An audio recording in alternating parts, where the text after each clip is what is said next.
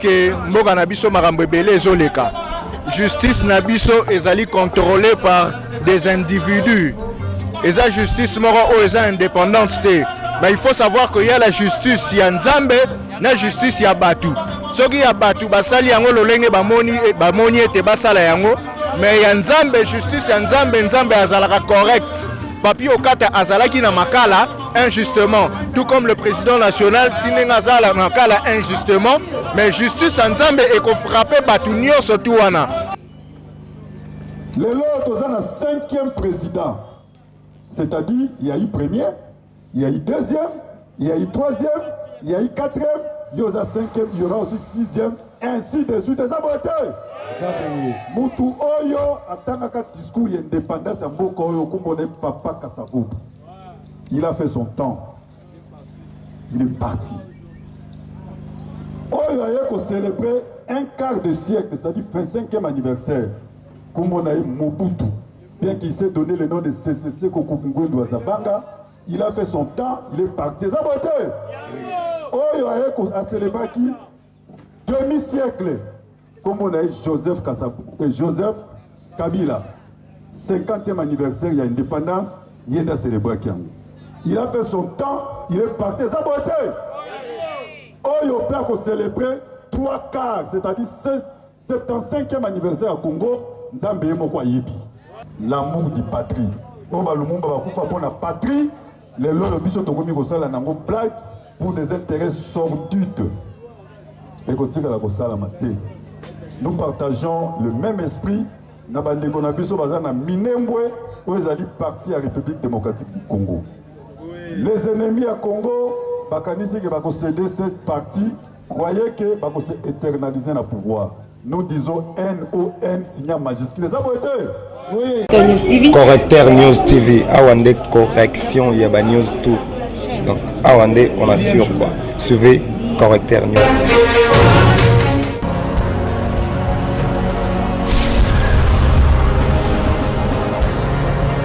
S'abonner massivement. Correcteur News avec Yemoko Rachou.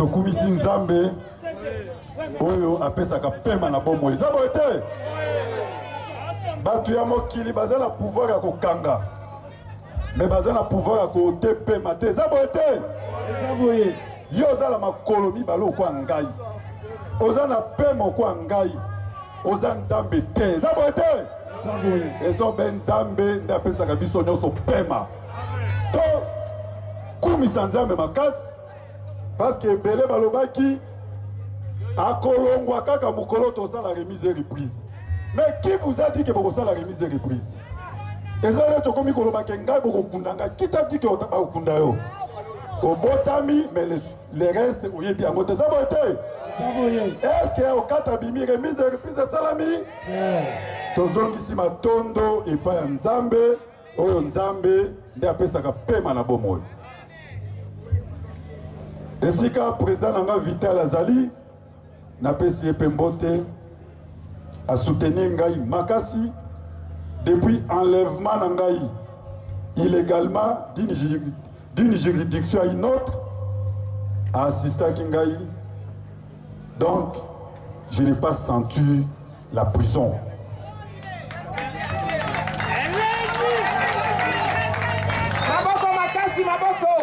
Maman Amide était toujours là. Azako fortifié ngai. A levé zali passage des grands. Au président Moga surnommé qui Makala IMAC, Université de Makala. Il est zaki recteur. Mon lazo qui est l'hôpital n'a pas dit mais recteur ok, il remise et reprise aux saletés. La santé avant toute chose. To pesa imbote esikaze. To bete maboko. Naza ko remercier lisusu ba autorité ya parti. INT bakanisa ki okola soki bakangi président Vital INT Koufi. INT Koufi te po INT zali esprit.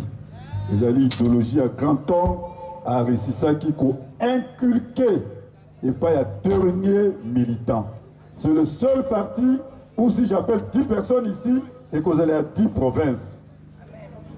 Il y a 10 provinces et que vous allez appeler à des tribus différentes. Donc, INC a conquisté les alliés un parti dans le vrai sens du mot. Il y a un Rwanda, Monique et Bougete, secrétaire général AI Azawana, Azako dirigé Naba Tunyo, soit INC, INC Zali Moko, Pezali indivisible. Tobete INC Maboko. Nako remercier les sous-sous, Batu Nyoso, les années de connaissance. Batika Kingaïté.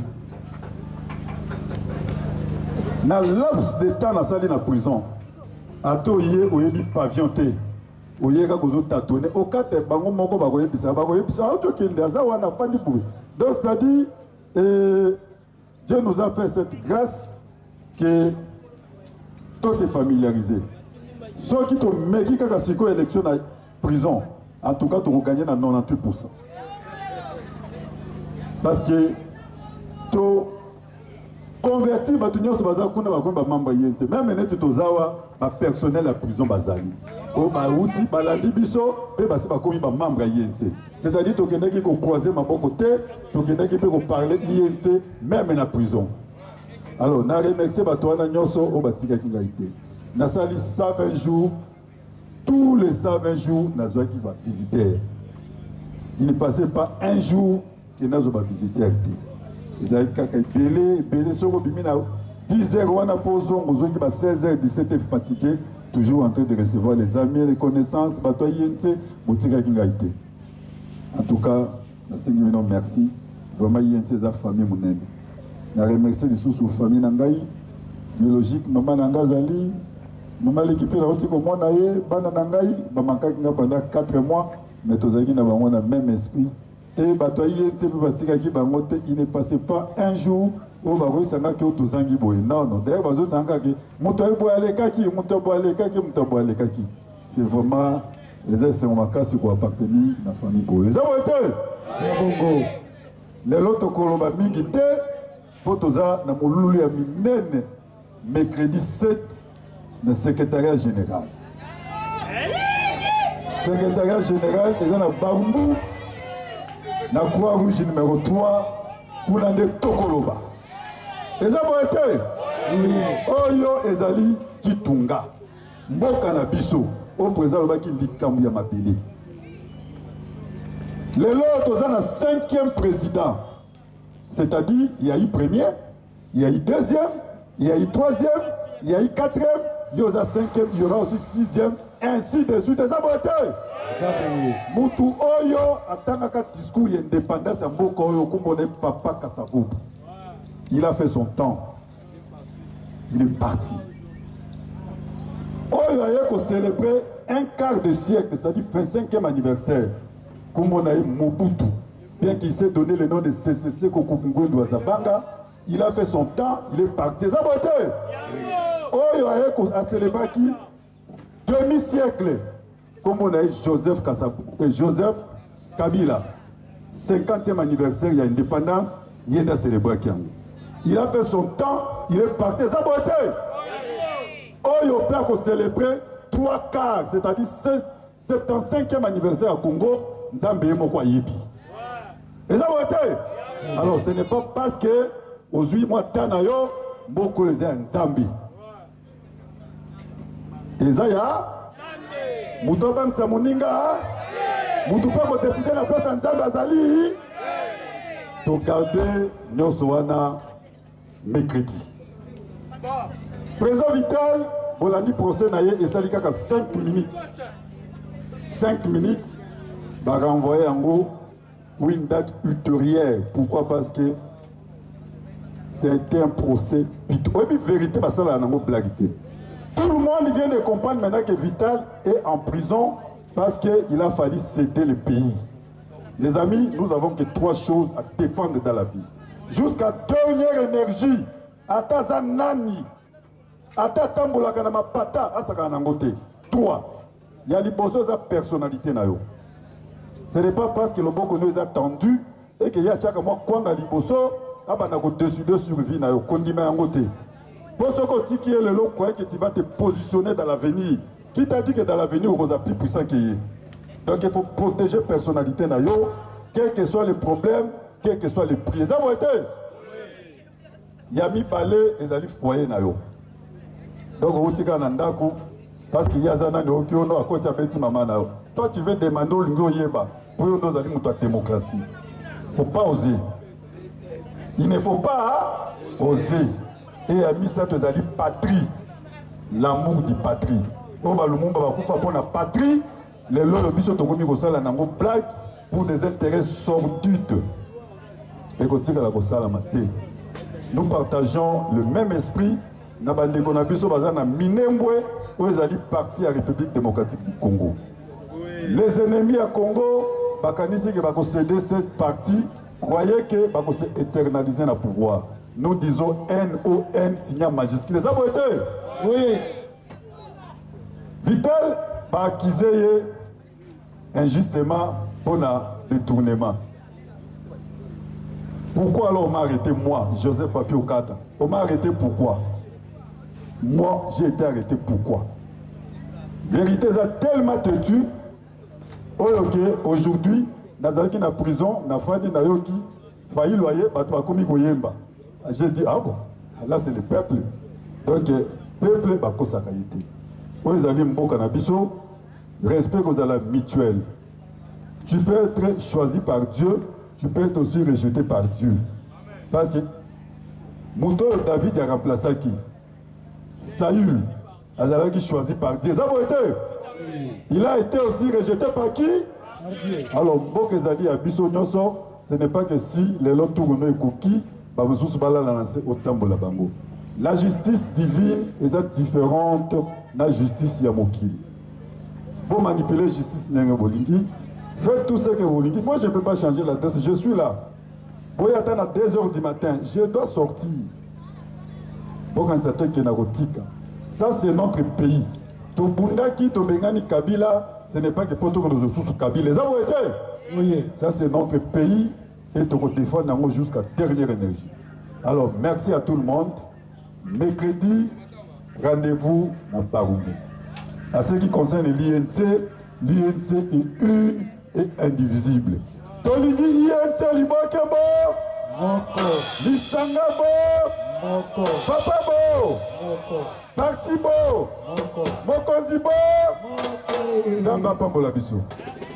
Tout l'histoire na biso na ba cadre ya UNC pour la manifestation na bango ya bosepeli ya libération ya mwana mboka cordon papi au kata na bonde total boso ya maître Joël nga na pesi mbote mbote mingi mama journaliste maître Joël tomoni kobima ya mwana mboka papi au kata kasi kokangama na ye ezalaki dia quoi oyebi Congo mobimba Kinshasa mobimba toyebi ke arrestation ya mwana mboka papi okata ezalaki arbitraire adresse na ye eyebanaki bakokaki koya kotikela ye convocation to invitation en bonne et due forme accueilli à Sambi ti juge akene ko prononcer sentence na ye mais lokola tozali na mboka moko oyo to batu bakomi ko soutenir état de droit ya double vitesse ya deux poids deux mesures bato ebele babetaki maboko na bokangami ya mwana mboka papi okata mais kobima na ye lelo eloko esalinga esengo parce que moral na ye ezali kaka likolo bato balingaki bafaire fléchir ye à travers une procédure judiciaire injuste bakoki koentame moral na ye te il est encore plus combatif et nous à l'UNC nous le voulons comme ça parce que bitumba eza makasi tozosenga na bandeko nyonso ya UNC tozala na morale makasi pe likolo neti mwana mboka Joseph papi okata mpona koyeba koaffronter bitumba oyo eza liboso na biso avocat kasi bokangami na ye ezalaki mpenza nini mpo na mokanda bakomaki nini na mokanda balobaki diffamation non diffamation ezali koya koalege bafe oyo eza koexiste te alors que biso toyebi ke na makambo ya ba 100 jours awa bato ebele mpe bakomaki bacommissionnaire toyebi yango koloba yango eske eza lisumu te donc oyo esalami esalami l'essentiel esi abimi mais biso na UNC tozo continuer kotelemela état de droit ya double vitesse tozali kotelemela manipulation ya bainstitution judiciaire justice oyo emitikaka ezala manipule elevaka mboka te kobima na ye awa na discours apamba koloba maloba alobi ekobima lokola koloba nde na bato non message na ye ezali message ya un combattant oyo azali komilite mpo na liberté mpo na état de droit ekoma réel baoyo ekosoa bango seke baza bato oyo bamanipulaka justice e nayebi ke bato oyo balingaka bosembo bato oyo balingaka justice ya solo message oyo apesi ekoki kofrustre bango te seulement to se raviser tosala makambo oyo biso moko totelemelaki te tobundaki tolongola Kabila na système na ye po biso toya ko apporter changement yango wana tomibengaki cash et tokolinga te cash oyo ya président Fachi cash oyo ya Vital Kamerhe ebeba pona quelques moutons noirs oyo baza en mal de positionnement te tokolinga yango te donc justice ya mboka na biso il faut tokata yango basinga pour que comme réellement justice oyo etombolaka mboka président national na bino Vital Kamerhe azawa président Vital Kamerhe jusque là azali toujours souffrant et état de santé na ye ezali toujours tozoboya ko publier esika azali en internement juste pour mpona ko éviter que lié wana comme lieu de pèlerinage azali na posa ya kimia esika azali aza na posa ya repos parce que santé avant toute chose même pour nous servir mboka il faut santé za malamu donc je pense que l'UNC se porte bien solo ya cour d'appel esuki ya poto moni bato mususu nanga mususu bato bazaki basali batinda ki mokanda na cour d'appel mususu babakiseli bango etumbu oyebi ko condamner bato baza coupable ezali mabete eloko ekomaka mabe ezali ko condamner bato baza innocent soki tolobi totika na cadre ya projet ya procès ya 100 jours ya Vital Kamerhe mokili momebi ke ezali manipulation des reports nous allons de report en report lelo après 3-4 semaines cour d'appel balobaki bazaki saisir te lelo ba se dessaisir c'est vrai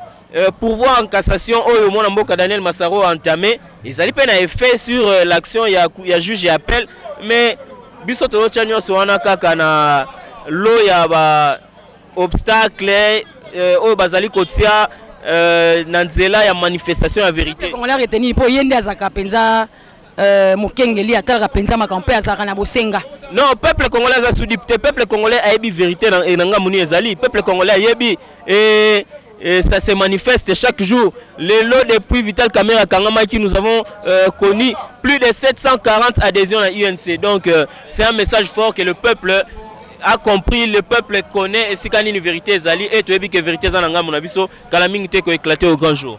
Merci. Nini motif penza elaki nini po ekoyebana te balobaki diffamation bato mosusu balobi bakangi arbitrairement mais motif penza solo penza totuni bakadre nyonso toni pelo ya nola biso elaki nini. Merci maman journaliste. Boyebi ke mboka na biso makambo ebele ezoleka. Justice na biso ezali contrôlée par des individus. Eza justice moko o eza indépendante te. Mais il faut savoir qu'il y a la justice ya Nzambe na justice ya batu.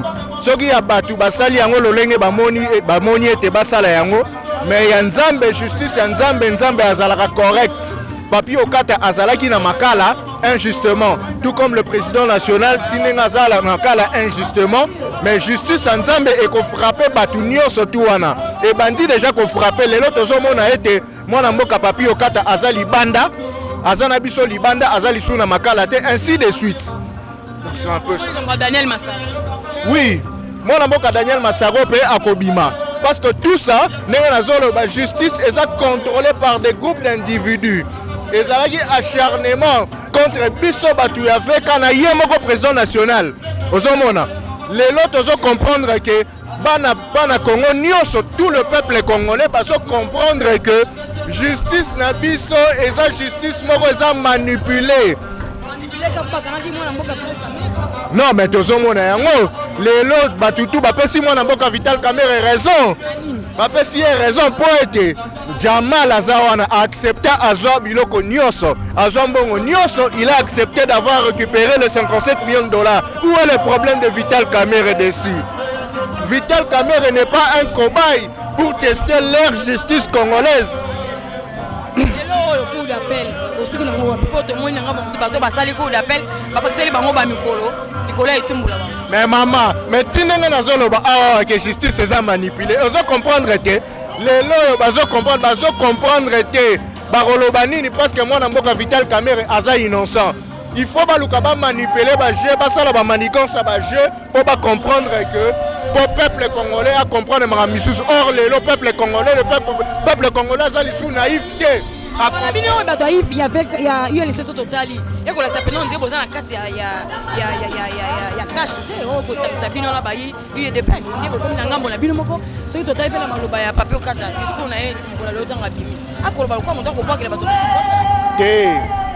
toza bel et bien na 4 ya cash mais c'est juste que problème na biso eza que tolingi te ba manipuler justice tolingi te la justice doit être indépendante. Nga nazobeta sete mingi makasi pour la justice oyo ya biso parce que tu comprends que justice na biso il y a des groupes d'individus nde bazo manipuler justice wana tokotanga bango net ngai soki bolandi ngai boluki ngai na prochaine occasion na kotanga banani oyo bazo manipuler justice na biso et je n'ai peur de personne je l'ai dit étant que congolais vraiment na mboka camériste de première heure caméra za pour jusque là to ko ba pété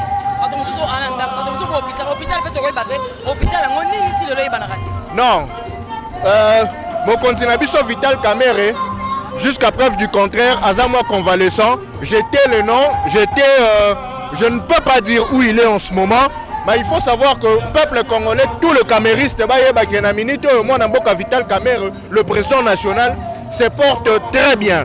Il se porte très bien là où il est. Aza convalescent, c'est vrai, mais Siko, ça va. UDPS, UNC, état de santé? Non, moi je parle ici de l'UNC. Je ne suis pas là pour parler de l'UDPS. Effectivement, tout ça dans sa coalition, mais je ne parle que de l'UNC. Je ne parle pas de l'UDPS. Je ne parle que de l'UNC, je parle de Vital Kamera, je parle de Papi Okata et tout consort.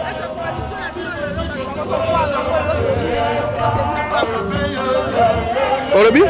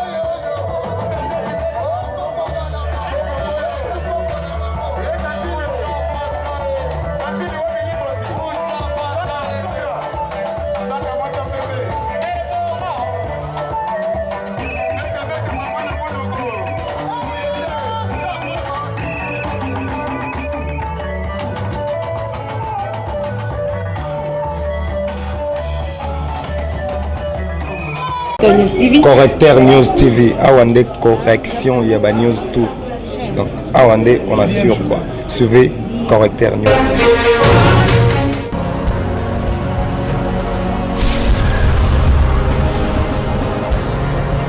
S'abonner massivement. Correcteur News avec Yemoko Rachou.